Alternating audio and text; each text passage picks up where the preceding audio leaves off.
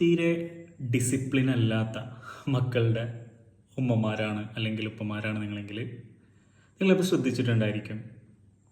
Discipline ആക്കിയെടുക്കാൻ വേണ്ടി ചിലപ്പോൾ അവരോട് എപ്പോഴും ചൂടാവേണ്ടി വരും, അല്ലെങ്കിൽ പണിഷ്മെൻറ്റ് അവർക്ക് പേടിയുണ്ടെങ്കിലേ ചെയ്യുള്ളൂ എന്നുള്ള തോന്നലാണെങ്കിൽ അത് തെറ്റാണ്.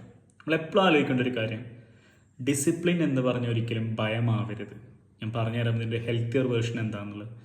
ഡിസിപ്ലിൻ എന്ന് പറഞ്ഞാൽ ടീച്ചിങ് ആണ്, നോട്ട് പണിഷിങ്. അപ്പോൾ അതെങ്ങനെയാണ് പറയേണ്ടത്? ക്ലിയർ ആയിട്ട്, പ്രെഡിക്റ്റബിൾ ആയിട്ട്, കൺസിസ്റ്റൻ്റ് ആയിട്ട്, നമ്മൾ ഹോണസ്റ്റ് ആയിട്ട് പറയുന്ന പോലെ ആയിരിക്കണം.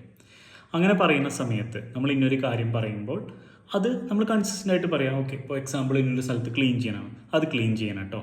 അത് നമ്മളൊരിക്കലും നമ്മുടെ ടോൺ മാറ്റേണ്ട കാര്യമോ നമുക്ക് ദേഷ്യപ്പിടിച്ച് കാണിക്കേണ്ട കാര്യമോ, അല്ലെങ്കിൽ അവരങ്ങനെ ഒരു ദിവസം ചെയ്തില്ല എന്ന് വെച്ചാൽ അപ്പത്തിനും നമ്മുടെ ടെമ്പർ തെറ്റേണ്ട കാര്യമൊന്നുമില്ല.